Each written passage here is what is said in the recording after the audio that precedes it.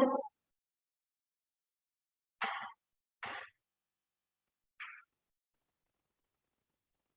Oke, jadi secara garis besar dibagi atas mekanik dan non mekanik. Jadi ingat aja kalau mekanik dia akibat benda-benda, baik itu benda tumpul, berupa laserasi lamelar, ruptur, penetrasi, ataupun adanya benda asing yang masuk ke dalam bola mata sampai kepada perforasi.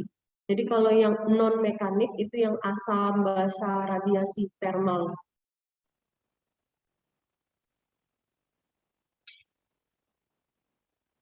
Ini saya ini. Nah, ini adalah contoh dari klasifikasi tadi. Kalau yang gambar A kalian lihat, kalau jalan masuknya sama dengan jalan keluarnya, maka itu disebut dengan penetrasi. Tapi kalau gambar B, itu jalan masuk dengan jalan keluar daripada benda yang masuk ke dalam mata, itu berbeda, itu kita sebut penetrasi. Yang di bawah itu benda asing yang tertinggal, ya, yang tertinggal di dalam bola mata sehingga perlu tindakan daripada vitrektomi. Nah, ini kalian bisa baca ya, klasifikasi ataupun terminologi menurut BET, ya, Birmingham Eye Trauma Terminology. Jadi di sini berupa definisi apa yang disebut dengan tertutup, ya, apa yang disebut dengan terbuka, apa yang disebut perforasi, penetrasi, dan daripada bola mata. Nah, perlu yang diingat secara garis besar, kita kalau ketemu trauma-trauma ini yang penting adalah penanganan yang segera dengan memberikan antibiotik, karena kita tujuannya untuk save the eyeball, jadi mencegah daripada endophthalmitis yang bisa benar-benar untuk rusak daripada bola mata. Dan kalau perlu kita beri tindakan lanjutan, yaitu berupa tindakan operatif, dan kemudian kalaupun ada perlu obat-obatan itu hanya untuk vaksin saja, ya, yang non bedah. Tapi kalau bedah itu kita bisa bermacam-macam. Kalau misalnya kalian lihat benda asing yang seperti gambar di bawah sebelah kiri, itu kita ambil dengan anestesi topikal, kemudian boleh diambil pakai 1 cc, ya, ataupun ada alat tersendiri. Kemudian yang kedua itu dia sudah sampai merobek daripada kelopak mata, itu perlu dilakukan penjahitan. Nah, kalau yang di sebelah kanan itu benda asingnya sudah masuk ke dalam reus, ya, jadi perlu dilakukan pengangkatan dengan menggunakan teknik operasi sekaligus vitrektomi. Oke, nah kalau gambar yang ini kalian lihat ikut robek daripada irisnya. Nah, untuk mencegah daripada komplikasi lebih lanjut, maka kita perlu lakukan penjahitan iris supaya pasien juga tidak dilatasi maksimal sehingga mengurangi daripada fotofobiа sekaligus untuk mengurangi daripada inflamasi yang bisa terjadi. Yang kedua topiknya adalah hipema. Ini kalian juga sering ya melihat atau pernah membacanya. Jadi ini berkumpulnya darah di rongga anterior daripada bola mata. Jadi kenapa bisa terjadi darah di situ? Oleh karena adanya robekan dari perifer iris. Ya, jadi pembuluh darah iris itu robek akibat daripada benturan atau benda yang mengenai bola mata sehingga terkumpul darah di bagian anterior kamera optik. Kalau kita biarkan berlama-lama, maka tekanan bola mata akan meningkat, kemudian dapat terjadi hemosiderosis, ya. Jadi bisa terjadi pewarnaan kornea. Jadi untuk tindakan yang awal adalah kalau bisa dilakukan adalah dengan parasintesa. Jadi mengeluarkan darah dari mata depan sehingga kita bisa memberikan penurunan daripada tekanan intraoptik. Dan untuk menghindari daripada komplikasi yang bisa terjadi seperti glaukoma. Kemudian itu tadi saya bilang hemosiderosis, pewarnaan kornea, dan ini bisa terjadi atrofi saraf optik kalau kita biarkan berlama-lama. Jadi penata laksanaannya itu ada yang suportif, ada yang medication, ada yang surgery. Surgery itu dia parasintesis, ya, jadi kita membersihkan darah yang ada di kamera okuli anterior.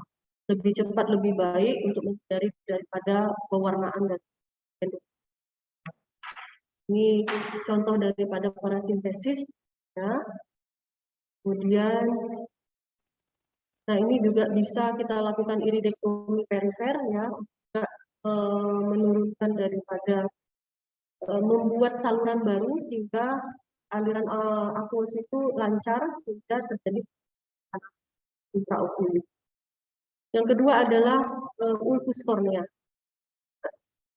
Atau membaca, ya. Jadi ditandai dengan adanya gaung di bagian kornea daripada anterior itu sangat banyak kasusnya. Tapi rata-rata pasien datang sudah dalam kondisi telat datangnya, sudah diobati macam, kemudian karena tidak hasil maka baru datang ke dokter mata. Nah, ini beberapa bakteri, beberapa penyebab yang bisa menyebabkan daripada ulcus cornea. Jadi masing-masing punya khas sendiri, ya, sign-nya, ya.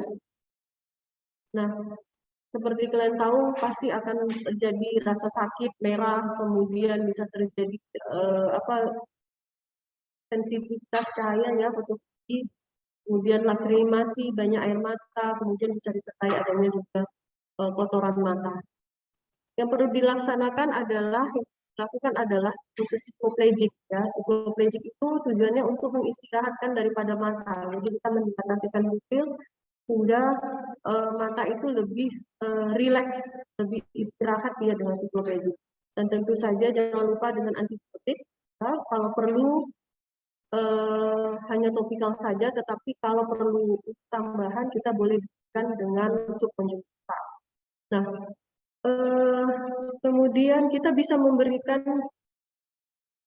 steroid, ya, steroid. Tapi mungkin steroid itu hanya untuk oral, ya. Kalau kita berikan topikal untuk ulcus cornea maka akan memperlambat daripada revitalisasi daripada. Yang ketiga adalah glaukoma, ya. Jadi kalau kalian lihat pupilnya dilatasi, korneanya odem, nah ini terjadi tekanan intraokuli. Nah, biasanya disebabkan oleh adanya blok daripada jalinan trabecular meshwork, ya, sehingga tidak lancar daripada aliran daripada aqueous humor, ya, outflow daripada aqueous humor, adanya blok. Nah, ini merupakan juga yang harus segera kita tangani. Pertama, karena dia menyebabkan rasa mual yang hebat, sakit kepala yang berat, dan pasien nyeri pada mata yang hebat juga. Nah, ini adalah tampilannya yang bisa kita dapat, misalnya slit lamp, ya, batasi sebelah kanan, kemudian ada hiperemis, kemudian ada flare dan sel, dan kita dilihat dengan slit lamp. Apa yang harus kita berikan adalah untuk menurunkan daripada tekanan bola mata. Jadi berupa karbonik antidrasa inhibitor, ini merupakan obat untuk menghambat daripada fungsi dari aqueous humor. Kemudian beta blocker ini juga untuk mengurangi daripada tekanan intraokuli dengan cara mengurangi daripada produksi dari aqueous humor. Nah, ini miotik juga perlu kita berikan, ya.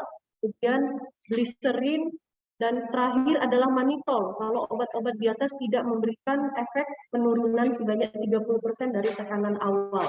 Jadi senjata terakhir adalah manitol. Ya, ini berupa cairan infus sebanyak 1 flash, ya. Jadi dia manitol 20%. Tetesannya lambat. Yang keempat adalah endophthalmitis, ini juga banyak sekali, ya. Kita juga membuat kebutaan, angka kebutaan sekitar 5 dari 10 pasien, dan ini bisa disebabkan oleh eksogen dan endogen. Kalian ingat aja kalau eksogen dia dari luar, jadi akibat dari operasi, apakah itu ada trauma dan sebagainya. Jadi kalau endogen itu memang dari dalam tubuh yang ada daripada infeksi organisme yang di dalam tubuh sehingga menyebabkan suatu endophthalmitis. Ini gejalanya mungkin kalian bisa baca, slide-nya juga akan saya berikan. Nah, intinya adalah pada endophthalmitis ini kita harus memberikan antibiotik. Nah, kalau sudah sampai endophthalmitis, artinya antibiotik tidak hanya topikal, ya, tetapi bisa jadi sampai kepada intravena.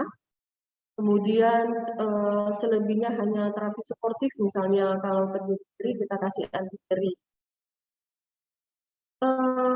Ini adalah tata laksana operasi untuk endokardit, kita lakukan PPV ya, pars plana vitrectomy.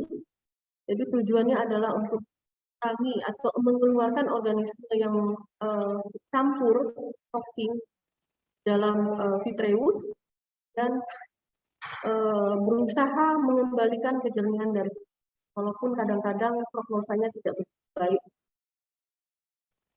Nah, ini yang terakhir adalah ablasi retina. Ablasi retina ini saya tahu bahwa bayangkan aja tirai itu lepas, baik tirai itu lepas setengah ataupun keseluruhan. Dan ini bisa terjadi secara tiba-tiba tanpa adanya faktor predisposisi ya. Kalau orang-orang yang minus tinggi sudah pasti dia faktor pemberatnya itu. Tapi ini juga bisa terjadi secara tiba-tiba. Jadi dibagi atas dua, baik itu yang tanpa robekan, rekmatogen, dan dengan robekan atau rekmatogen. Nah, ini dia, bisa kalian baca, rekmatogen, serus, sama traksi.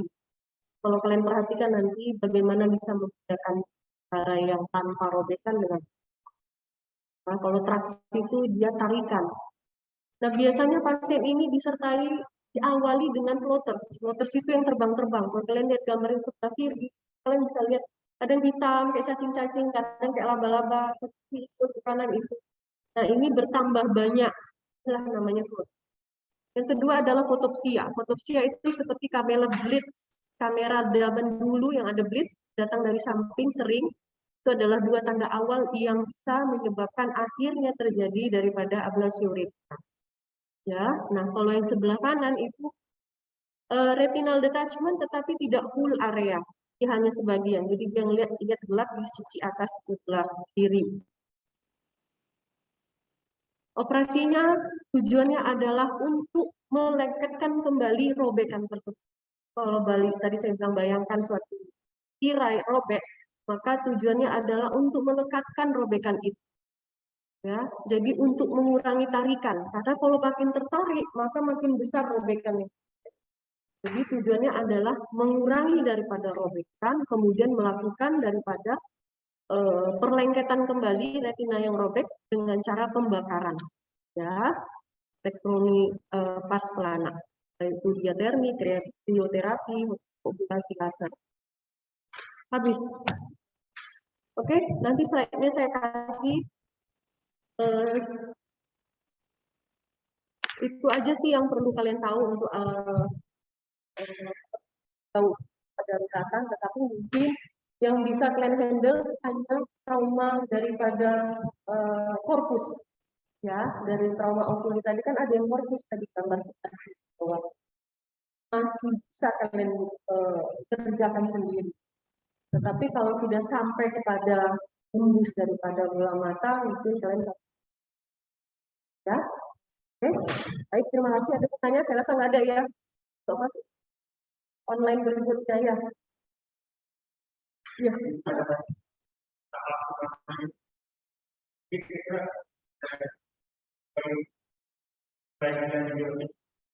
Oke, yang pertama kenali dulu trauma apa tuh? Yang paling sering itu trauma kalau di IGD bisa karena trauma tembus itu tadi, ataupun trauma asam basah, air baterai, kan sering itu ya, banyak sekali. Jadi tergantung traumanya. Kalau kamu mencapai trauma asam basah misalnya kan, harus lakukan irigasi. Irigasi dengan air mengalir, kalau misalnya nggak bisa dengan air mengalir, pakai speed yang besar ya, mungkin lebih dari 10 cc, siram sampai kita berusaha sekitar mungkin 10-15 menit sampai kita menganggap bahwa ini pH-nya sudah netral. Ya, karena kalau yang namanya basah itu sangat merusak karena dia ada proses penyabunan di situ. Jadi betul-betul dia sangat menghancurkan bola mata.